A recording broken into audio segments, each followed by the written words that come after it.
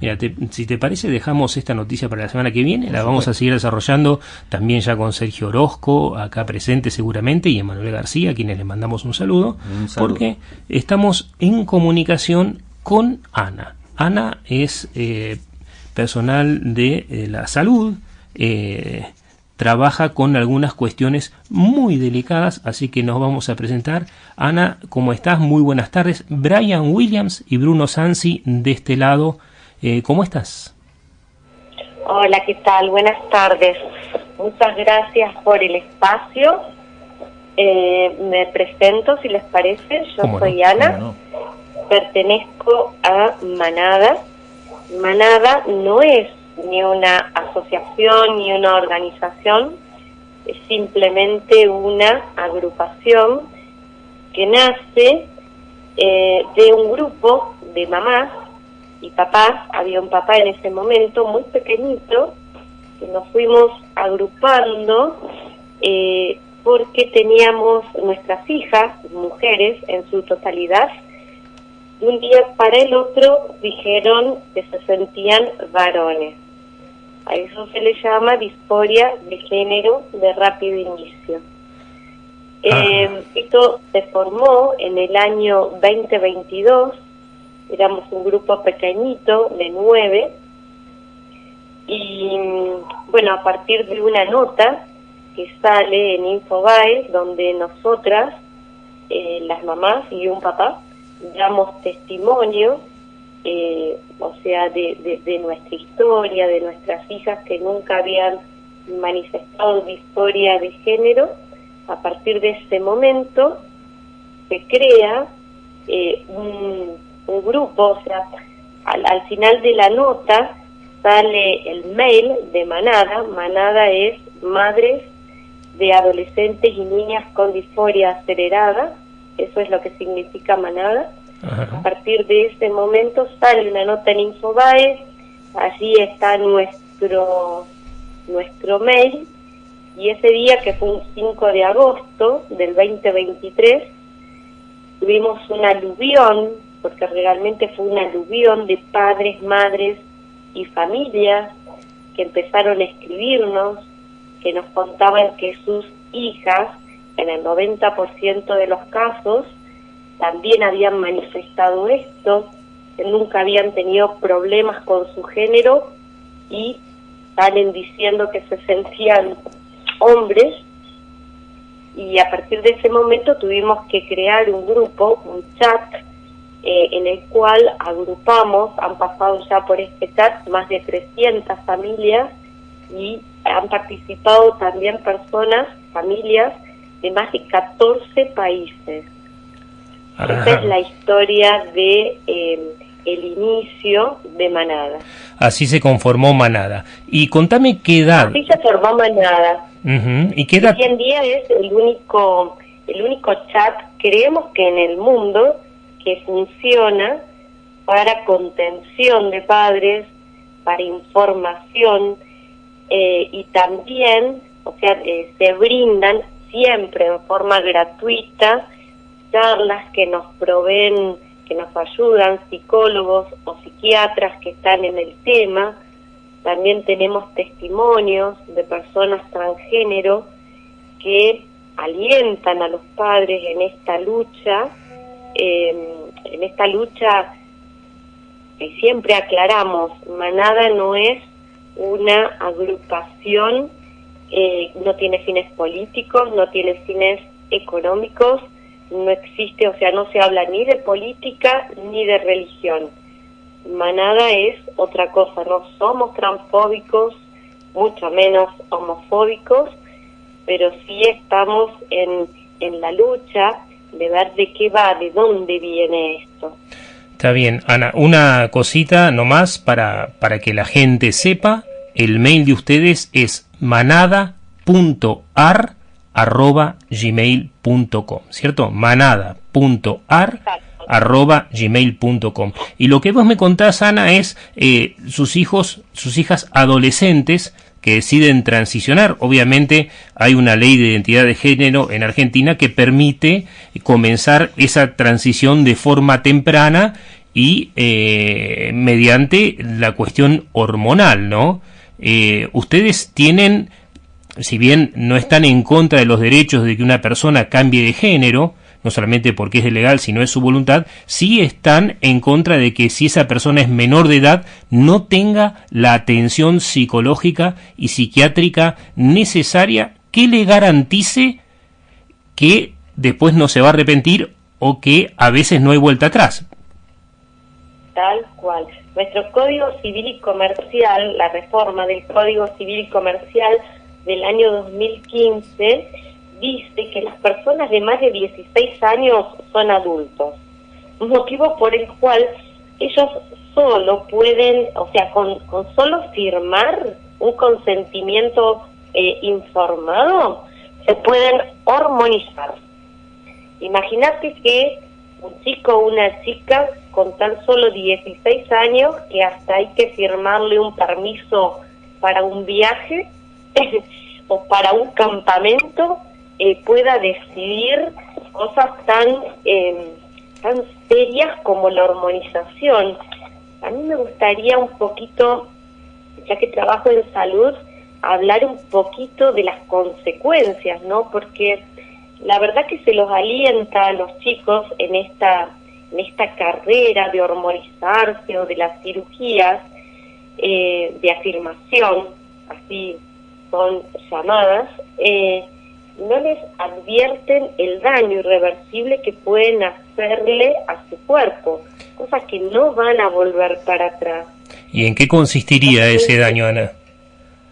Por ejemplo, o sea, tan solo con las hormonas, con el uso de hormonas, a nivel cerebral, lo que está reportado, no existen demasiados estudios porque de esto no se quiere hablar claramente, pero sí se sabe que disminuyen la memoria, la inteligencia, hay un deterioro en el aprendizaje, aumenta el riesgo de demencia, aumenta la depresión, la ansiedad, las ideas suicidas, se altera la función tiroidea, a nivel cardiovascular aumenta el riesgo de trombosis venosa, aumenta el riesgo de infarto, aumenta el riesgo de diabetes por el aumento de peso y el aumento de la grasa corporal, ni hablar los efectos indeseables que tienen a nivel de la fertilidad y de la sexualidad.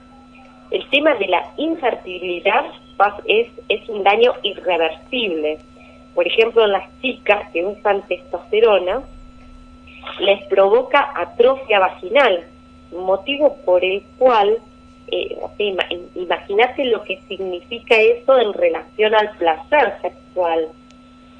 La testosterona les va a suprimir el ciclo menstrual, le aumenta el vello facial, pueden presentar calvicie, que va a ser irreversible en muchos casos, aumenta el tamaño del clítoris, que también es irreversible, la voz grave también es otro daño irreversible, o sea, tienen muchos, pero muchos efectos colaterales que estos chicos cuando van a pedir, chicos y chicas cuando van a pedir la hormonización, no se los dicen, les dicen que bueno, que no, que la mayoría, que no les pasa nada, pero esta es la verdad verdadera, esto es lo que ocurre con el uso de estas drogas.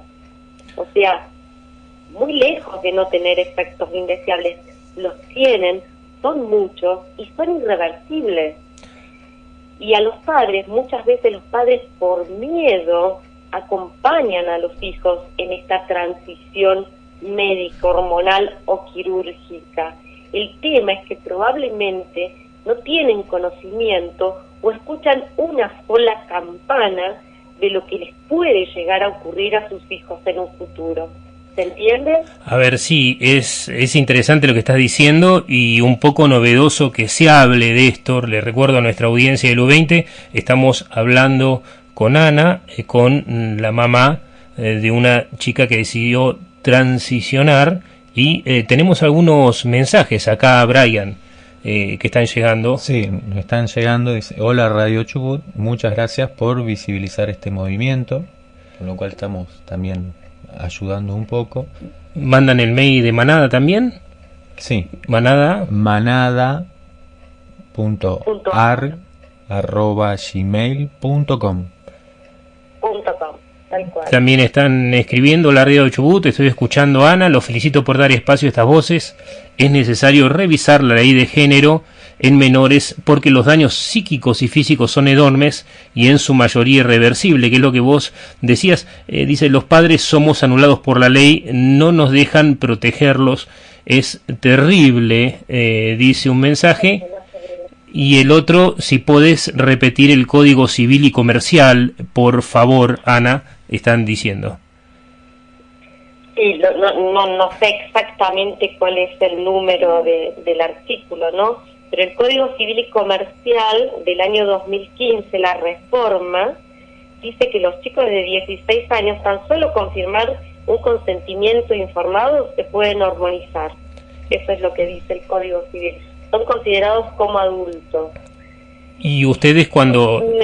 Perdón. Sí.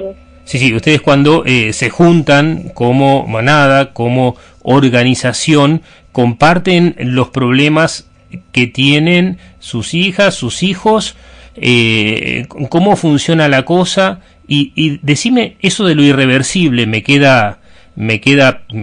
hace pensar, porque es irreversible hasta qué edad y qué pasa si se arrepiente, porque tomar una decisión a los 16 años, si bien es legal, tal vez no sea lo indicado en todos los casos, ¿no? Bueno, como siempre en salud y como siempre en biología, todo depende del tiempo de la exposición que tengan a la droga también, ¿no? Que tengan, por ejemplo, las chicas que tengan a la testosterona. Cuanto más tiempo pasa que están expuestas a la testosterona, los efectos, o sea, por ejemplo, la atrofia vaginal es irreversible, punto. O sea, cuando se da es irreversible. El cambio de la voz también es irreversible. O sea, hay muchos cambios. El aumento del tamaño del clítoris también es irreversible. Son cambios que no se van a poder modificar nunca más. Yo les quería contar, muy recientemente, no sé si quieren que les cuente, hay un informe de una pediatra que se llama Hilary K. Sí, contanos. Una pediatra de Inglaterra. ¿Me escuchan bien? Perfecto, Sí, perfecto. sí. ¿Me escuchan bien? Perfecto. Sí. Bueno, esa es una pediatra a la cual se le encargó que hiciera un estudio. Ella pertenece a los servicios de salud de Inglaterra, e hizo un trabajo, le pidieron un reporte sobre el tema de la salud transgénero. Lo hizo en conjunto con la Universidad de York. Esto fue a punto de partida de algo que tomó público conocimiento, que fue el cierre de la clínica Tavistock, que en realidad que es una clínica de género que trabajó durante muchos años, y le empezaron a llover juicios de personas que hacían la de transición, es decir, que volvían al género biológico tras haber sido sometidos a hormonas y tratamientos quirúrgicos. O sea que hubo chicos y chicas que se arrepintieron. Chicas y chicos que se arrepintieron y que tuvieron un daño, o sea, que se transformaron en pacientes crónicos, porque pasan o sea, por el problema de salud que enfrentan después de la transición hormonal o quirúrgica, pasan a ser pacientes de por vida, o sea, pasan a tener patologías crónicas, ¿sí? A esta pediatra, Hilary Cass, se le encargó el estudio y ellos hicieron una revisión de todos los casos de pacientes transgéneros. Tuvieron un tiempo de estudio de 4 años. El estudio se hizo del año 2020 al 2024 y fue publicado recientemente, es decir, el reporte final data del 9/4 del 2024. A partir del informe que hacen, ¿qué fue lo que decidió el gobierno británico? No dar más bloqueadores de pubertad a chicos con disforia, y que el abordaje para estos niños iba a ser a partir de la psicoterapia. que eso significa una terapia exploratoria, ver realmente qué es lo que les pasa a estos chicos, porque también lo que se vio es que la gran mayoría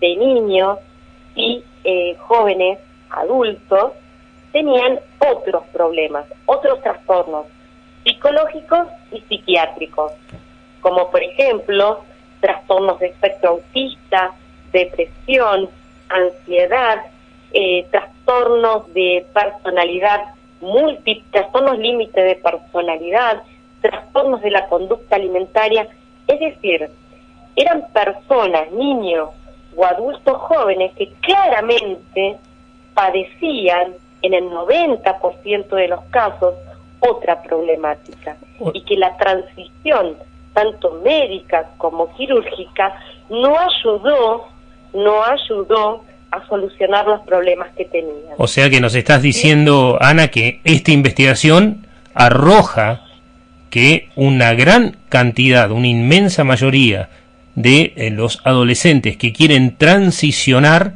no toman la decisión por una necesidad específica de hacerlo, sino por una correlación de otros problemas que ya hagan a ver la cuestión de la transición de género como una solución a todas esas otras cuestiones. Tal cual, y hay mucha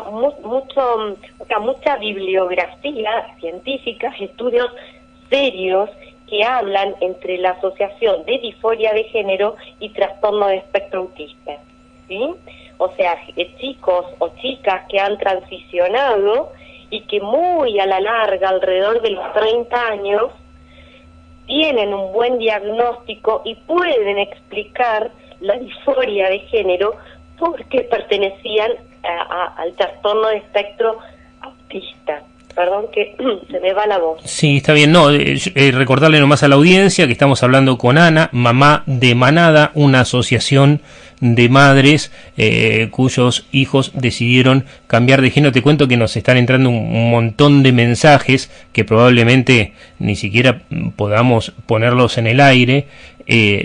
Digo, por una cuestión de espacio. Dicen, una persona nos dice que te preguntemos, te digo así, una mamá que se llama Paula, dice, los padres somos anulados por la ley, no nos dejan protegerlos, es terrible, dice. Pues claro, según lo que vos decís, los adolescentes toman una decisión y el que decide es un juez y no un psicólogo que los acompañe en Argentina en este momento. Sí, eso es terrible. El tema de la patria potestad que pierden los padres frente a los menores. Claramente, o sea, tenemos en el grupo muchos casos en los cuales a los padres han sido hasta intimados y denunciados por no aceptar que a su hijo se use en el colegio el nombre de fantasía, ¿sí? Y el pronombre que no coincide con su sexo biológico. Claro. Ha sido denunciado. Claro, porque por la ley de género los chicos tienen... Quiero tocar más en la parte de salud. Dale, Ana, contanos. Del tema, ¿no? No me quiero meter tanto con las leyes porque no es el tema que manejo en profundidad. Bien. Contanos de la cuestión de la salud. Acá nos preguntaban, por ejemplo, si existían problemas urinarios en el caso de la transición. Y eso es terrible. Y esos casos son reportados habitualmente en adultos que transicionaron. Te explico a ver cómo para que entiendan. En el caso de las mujeres biológicas que deciden transicionar para ser hombres trans, la cantidad de operaciones, de eventos quirúrgicos que pueden tener son variados. Uh-huh. La mayoría empieza con la mastectomía bilateral, ¿sí? Que deja una cicatriz enorme de lado a lado del tórax, y también es muy frecuente que se hagan la histerectomía, es decir, la histerectomía completa, útero, ovario, trompas, y muchas veces en estos casos hacen la faloplastia. ¿En qué consiste la faloplastia? Contanos. Fabricar un pene, ¿sí? Para fabricar ese pene se saca piel del antebrazo, ¿sí? Y se crea un pseudopene que no tiene ningún tipo de funcionalidad, ¿sí? Es simplemente estético. Se hace un falo que quiere parecerse a un pene, pero que no tiene ningún tipo de funcionalidad. En el caso de los hombres biológicos que transicionan quirúrgicamente a mujeres, en muchos casos se hace la amputación del pene y se fabrica una pseudo o neovagina, que tampoco tiene ningún, o sea, que trae un montón de trastornos porque lejos de tener sensibilidad, tienen que estar dilatando continuamente esa pseudo vagina para que no se estrese. No obstante eso, a nivel de la vía urinaria, trae un montón de complicaciones, ¿sí? Puede haber fístulas, o sea, hay un montón de complicaciones en la vía urinaria que tienen que ver con esta cirugía. Y de eso tampoco se habla. O sea, y estas cosas no tendrían que ser informadas antes al adolescente que decide cambiar de género. Se les informa someramente, o sea, muy por arribita, que puede haber efectos indeseables.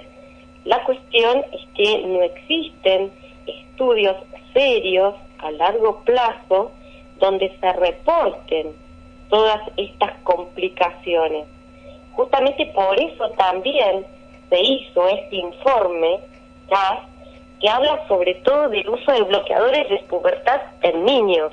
No va más allá de lo que pasa no habla de lo que pasa en adultos, ni habla de las complicaciones quirúrgicas.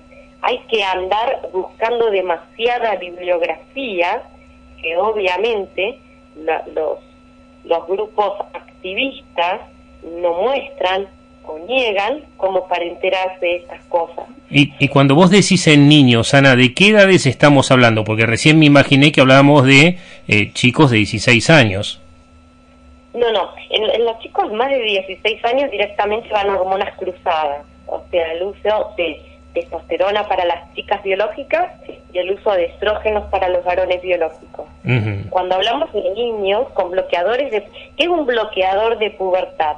Es el que pausa el desarrollo, es decir, esa niña que está en edad de que sus mamas comiencen a desarrollarse, que empiece a mostrar caracteres sexuales femeninos, uno la deja ahí, la pone en pausa, ¿sí?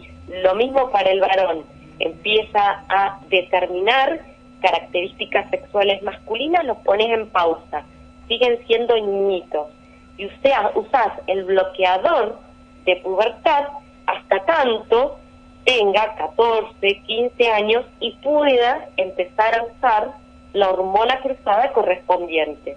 ¿Me seguís? O sea que primero bloqueas el desarrollo natural de la persona, claro, y de sus órganos. Lo pausás para que, por ejemplo, las nenas no desarrollen las mamas, ¿de acuerdo? Y después, o sea, cuando ya tienen 15, 16, 17 años, según el grupo, les ponen la hormona cruzada. Para las mujeres biológicas le pondrán testosterona, para los varones le pondrán estrógeno. Algo interesante que dice, que pide, o sea, después del informe CAS, lo que se pide es prudencia. ¿Por qué? Porque también han visto que esto de la identidad trans que manifiesta un niño o un adulto joven puede no ser duradero. O sea, que tiene que ver con el crecimiento, que tiene que ver con el desarrollo del lóbulo prefrontal, que a lo mejor se encuentran a los 27 años, que es cuando termina de desarrollarse el lóbulo prefrontal, y dicen, ¿qué hice? por dónde me entró esta locura, ¿me entendés? Y eso ha pasado. Parte de todos estos niños y adultos jóvenes se encuentran en la edad madura y dicen me equivoqué.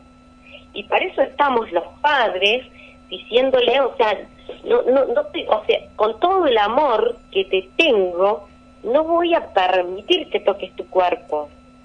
¿Se entiende? Mira, acá está entrando un mensaje. Dice, soy una mamá de una nena de 13 años que en el 2021 dijo que se sentía varón. En el hospital Elizalde, en 20 minutos, y lo pone entre comillas, la diagnosticaron de transgénero y empezaron a aplicar el bloqueador. 13 años. El informe CAS dice también debería ser parte de la ESI. Dice, pregunten sobre las consecuencias de los bloqueadores en niñas entre 10 y 16 años. A mi hija le inyectaron el bloqueador a los 11, dice esta mamá. No solo no crecen sus huesos, su pubertad está paralizada hasta psicológicamente, está diciendo. Claro, claro. Vos sabés que también el informe CAS dice algo que es muy interesante. Habla sobre la maduración del cerebro mientras los niños usan los bloqueadores de pubertad. Y dice algo que es muy interesante, que la maduración puede verse afectada temporal o permanentemente. O sea, son niños que pueden que pueden nunca más madurar. O sea, que no llegan a ser adultos ni en la edad adulta. Claro, o sea, que van a quedar con la cabecita de un niño. Más allá del daño que le hace a un chico que está en crecimiento, de bloquearle la pubertad, el desarrollo óseo, o sea, es terrible el desarrollo de sus genitales, la fertilidad de ese niño a largo plazo. Y no sé, o sea, por eso piden prudencia, paren con los bloqueadores en los niños. Es terrible lo que se ha hecho con los bloqueadores de pubertad. Sí, la verdad que... Hay algo interesante que dice este informe CAS, que cuando vos pausás con el bloqueador, en realidad, en vez de ganar tiempo, no le estarás condicionando la elección. Es decir, ¿se entiende lo que digo? Vos bloqueás el desarrollo de esta niñita que pretende ser un varón. Entonces, esta niñita que no se desarrolló como mujer, es altamente probable que a los 16 años siga por la testosterona. En vez de pensarlo, en vez de ayudarla, la estás empujando a hacer una transición hormonal y quirúrgica hacia el sexo opuesto, hacia su sexo no biológico. ¿Se entiende? Sí, me extraña que, digo, más allá de la legislación, uno se imagina que cuando un chico o una chica pide la transición siendo menor de edad, con el juez intervendría un equipo de psicólogos, ¿no? Como para ver si... No piden nada, es solo la autodeterminación de la niña, niño, joven, es la autodeterminación. Yo me percibo tal y quiero tal, y rápidamente, en una evaluación muy cortita y muy pequeña, se procede a decir, sí, es trans, vamos por acá, hacemos esto, hacemos lo otro. En vez de hacer una terapia exploratoria, ver qué le pasa a este niño, esta niña, o sea, interactuar con la familia. ¿Quién más que la familia, que los padres, como para decir cuál es la historia de este niño, de esta niña? ¿Qué le pasa? ¿Qué le pasó? Hay algo también muy interesante que no quiero dejar de contarte, porque esto ahí hizo mucho ruido y no lo levantan en ningún lado, no lo dicen. Uno tiene que andar surfeando información para tener conocimiento. Este año se filtraron los archivos de UAP. ¿Sí? ¿Qué sería eso? ¿Qué es UAP?